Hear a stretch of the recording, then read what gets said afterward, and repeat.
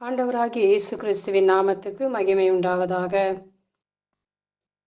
பிரியமானவர்களே, உங்கள் யாவருக்கும் இயேசு கிறிஸ்துவின் இனிய நாமத்தில் என் அன்பின் வாழ்த்துக்கள்.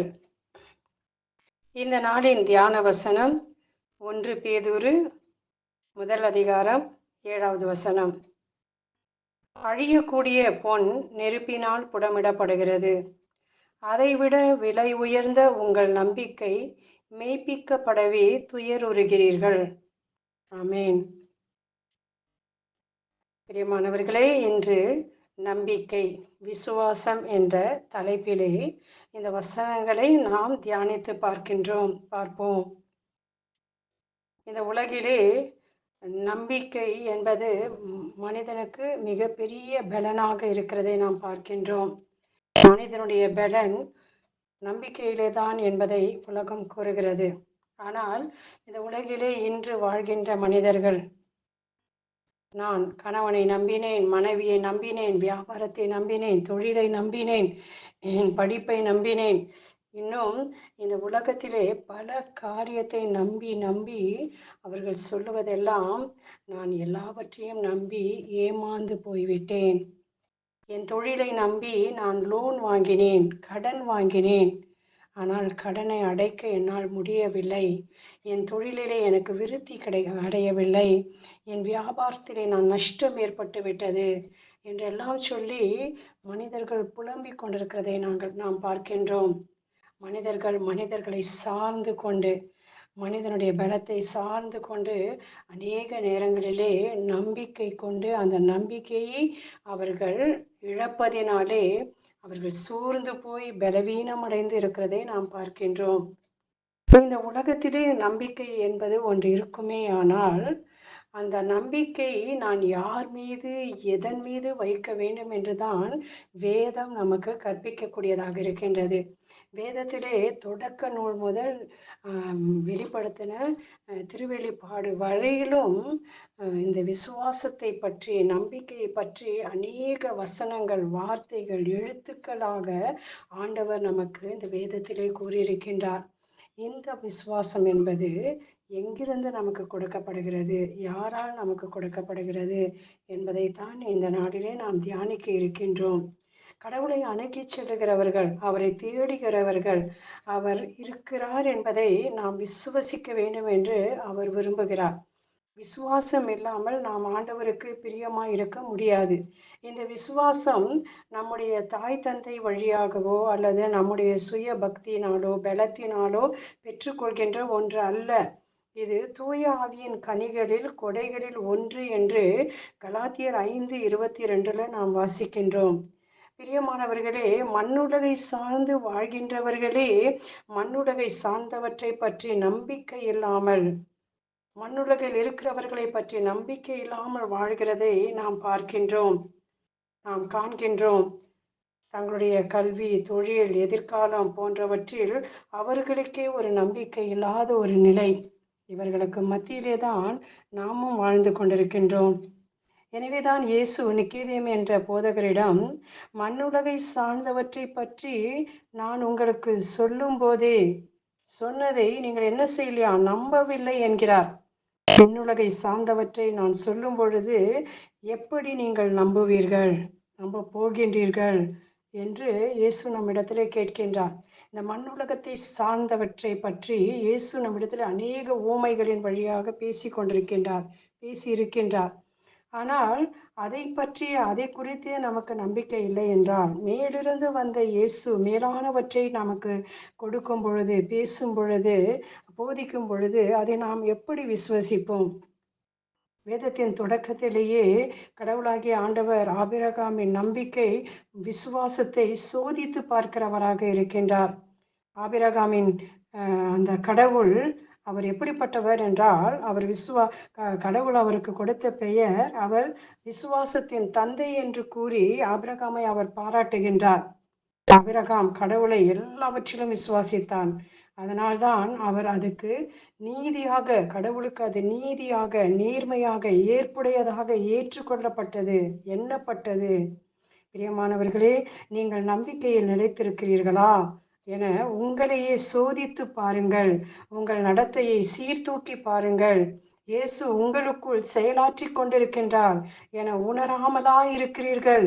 நீங்கள் சீர்தூக்கி பார்த்தீர்கள் என்றால் அதை உணருவீர்கள் என்று 2 Corinthians 13:5 நாம் வாசிக்கின்றோம். இந்த விசுவாசம், நம்பிக்கை என்றால் என்ன? நாம் கடவுளிடம் விசுவாசத்தோடு நம்பிக்கையோடு ஜெபிக்க வேண்டும். கடவுள் மீது விசுவாசம் கொண்டிருக்க வேண்டும். விசுவாசத்தோடு கூட நாம் வாழ வேண்டும் என்றெல்லாம் சொல்லி நாம் வாழ்ந்து கொண்டிருக்கின்றோம். கிறிஸ்துவ வாழ்வே விசுவாசத்தின் வாழ்வு.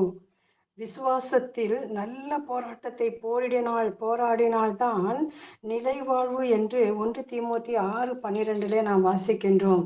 இந்த விசுவாசம் எனக்கு இருக்கிறது என்றால், நான் கடவுளை விசுவாசிக்கிறேன் என்றால், கடவுளுடைய வார்த்தையை, சமூகத்தை நான் விசுவாசிக்கிறேன் என்றால், ஆண்டவர் சொல்லுகிறார், இந்த விசுவாசத்தில் இன்றைக்கு மட்டும் அல்ல, இந்த விசுவாசம் உன் வாழ்நாள் முழுவதும் இந்த விசுவாசத்திற்காக நீ போராட வேண்டும். இந்த போராடினால்தான் இந்த விசுவாசத்தை நீ காத்துக்கொள்வாய். கடைசியில் ஆண்டவர் வரும்பொழுது கூட ஆண்டவர் சொல்லுகிறார், நான் வரும்பொழுது, மானிட மகன் மீண்டும் வரும்பொழுது இந்த மண்ணுலகில் விசுவாசத்தை காண்பாரோ?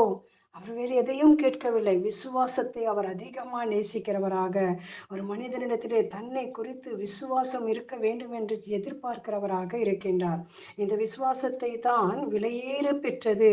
அது மெய்ப்பிக்கப்பட வேண்டும், அதாவது புடமிடப்பட வேண்டும் என்று 1 பேதுரு 1:7 நாம் வாசிக்கின்றோம். நேர்மையுடன் நடக்கும் என் அடியார் நம்பிக்கையினால் வாழ்வு அடைவார் என்று எபிரேயர் 10:38 நாம் வாசிக்கின்றோம். கடவுளின் மாட்சியை, மகிமையை நாம் நம்முடைய வாழ்விலே காண வேண்டும் என்று நம்பிக்கை, அவரில் விசுவாசம் தேவை. அவருடைய மகிமை என் வாழ்க்கையை காண வேண்டும் என்று நாம் ஆசைப்படுகிறோமா? அவருடைய மாட்சிமை என் வாழ்விலே வெளிப்பட வேண்டும் என்று நாம் எதிர்பார்க்கிறோமா? அப்படி என்றால் நான் ஆண்டவரிடத்திலே உண்மையான நம்பிக்கை, உண்மையான அது விசுவாசம் கொண்டிருக்கும் பொழுது கடவுளுடைய மகிமை, மாட்சிமை என் வாழ்விலே வெளிப்படும் என்று இயேசு கூறுவதை நாம் பார்க்கின்றோம். நீ நம்பினால் கடவுளுடைய மாட்சியை காண்பாய் என்று இயேசு யோவான் 11:40 கூறுவதை நாம் பார்க்கின்றோம். விசுவாசத்தினால், நம்பிக்கையினால் கிதியோன், பாராக்கு, சிம்சோன், இப்தாகு, தாவீது, சாமுவேல் நம்பிக்கையினாலே தான். இவர்கள் ஒவ்வொருவருடைய வாழ்க்கையையும் திருப்பி பாருங்கள். இந்த ஒவ்வொருடைய வாழ்க்கையிலும் இவர்கள் என்ன செய்தார்கள்? அநேக அரசுங்களை எல்லாம் வென்றார்கள். இவர்கள் அரசுகளை எல்லாம் வென்றார்கள் என்றால் அந்த நம்பிக்கையினால்தான். எபிரேயர் 11:32 வாசித்து பாருங்கள். யார் இந்த உலகத்தை ஜெயிப்பார்கள்? யார் இந்த உலகத்தை வெல்லுவார்கள்? கடவுளிடமிருந்து பிறப்பது எல்லாம் இந்த உலகத்தை வெல்லும் என்று 1 யோவான் 5:4 நாம் வாசிக்கின்றோம். இவ்வுலகை சார்ந்த எவ்வளவு செல்வமும், புகழும், ஆற்றலும், அறிவும் இருந்தாலும் உண்மையானது எது? ஆண்டவராகிய இயேசுவை இறைமகன் யார் என்று நம்புவோரே தவிர உலகை வெல்பவர்கள் ஒருவரும் இல்லை. பிரியமானவர்களே, இந்த நம்பிக்கையை, விசுவாசத்தை வேதம் நமக்கு ஆழமாகவே போதித்து கொண்டிருக்கிறது. எல்லாவற்றிற்கும் மேலாக விசுவாசத்தினால் கிறிஸ்து நம் உள்ளங்களில் நமக்குள் வாழ்ந்து கொண்டிருக்கிறார் என்பதை நாம் உணர வேண்டும். இதுவே மேலானது, தலையானது. எபேசியர் 3:17 வாசித்து பாருங்கள். நம்பிக்கையின் வழியாக கிறிஸ்து உங்கள் உள்ளங்களில் குடிகொள்வாராக.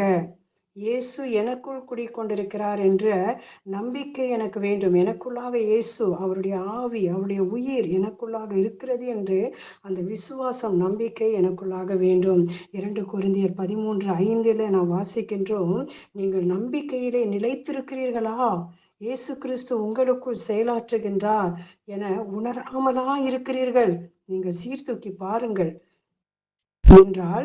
ஏனென்றால் அப்பொழுதுதான் நான் இயேசு கிறிஸ்துவை உணர்வேன். நான் எப்பொழுது என்னை சீர்தூக்கி பார்க்கிறேன், எப்பொழுது என்னையே நான் ஆய்ந்து பார்க்கிறேன், சோதித்து பார்த்து கொண்டிருக்கிறேன், எனக்குள்ளாக இயேசு இருக்கிறார். இதை ஒவ்வொரு நிமிடமும் நான் உணர்ந்து கொண்டே இருக்கிறேன் என்றால் எனக்குள்ளாக இருக்கிற அந்த விசுவாசம், எனக்குள்ளாக இயேசுவின் மீது இருக்கிற அந்த நம்பிக்கை வளர்ந்து கொண்டே போகும். பிரியமானவர்களே, என்னுள் இயேசு இருக்கிறார். உயிரோடு குடிக்கொண்டிருக்கிறார். அவர் என்னில் வாழ்ந்து கொண்டிருக்கிறார். என்னை அவர் சூழ்ந்து நிற்கின்றார். என் வலப்பக்கம் நிழலாய் இருக்கிறார் என்று அதிகமாய் நாம் உணர வேண்டும், நம்ப வேண்டும், விசுவசிக்க வேண்டும். இதைதான் ஆண்டவர் நம்மிடத்திலே எதிர்பார்க்கின்றார். ஆண்டவர் தாமே விசுவாசத்தின் ஆவியினாலே உங்கள் ஒவ்வொருவரையும் நிரப்புவாராக. தொடர்ந்து இந்த விசுவாசத்தை குறித்து நாம் தியானிப்போம். ஆமீன். ஜெபிப்போம். எங்களை நேசிக்கும் அன்பு தகப்பனே, உம்மை நன்றியோடு நாங்கள் ஸ்தோத்திரிக்கிறோம். தம் ஒரே மகன் மீது நம்பிக்கை கொள்ளும் எவரும் அழியாமல் நிலைவாழ்வு பெரும் பொருட்டு அந்த மகனையே அளிக்கும் அளவுக்கு நீர் உலகின் மேல் அன்பு கூர்ந்தீர். அவர் மீது நம்பிக்கை கொள்வோர் தண்டனை தீர்ப்புக்கு ஆளாவதில்லை. ஆம் தகப்பனே, மகனிடம் இயேசுவிடம் நம்பிக்கை கொள்வோர் நிலை வாழ்வு பெறுகின்றனர். நம்பிக்கை கொள்ளாதோர் வாழ்வை காண மாட்டார்கள். மாறாக கடவுளுடைய சினம், உமது சினம் அவர்கள் மேல் வந்து சேரும் என்று நீர் கூறியுள்ளீர். எங்கள் வாழ்வு உம் ஒரே மகனாகிய இயேசுவின் மீது உள்ள விசுவாசத்தினால் கட்டப்பட உமது விசுவாசத்தின் ஆவியினால் எங்களை நிரப்புவீராக. எங்கள் ஆண்டவரும் மீட்பரும் இரட்சகருமாகிய இயேசு கிறிஸ்துவின் நாமத்தினாலே ஜெபிக்கிறோம் எங்கள் நல்ல பிதாவே. ஆமென்.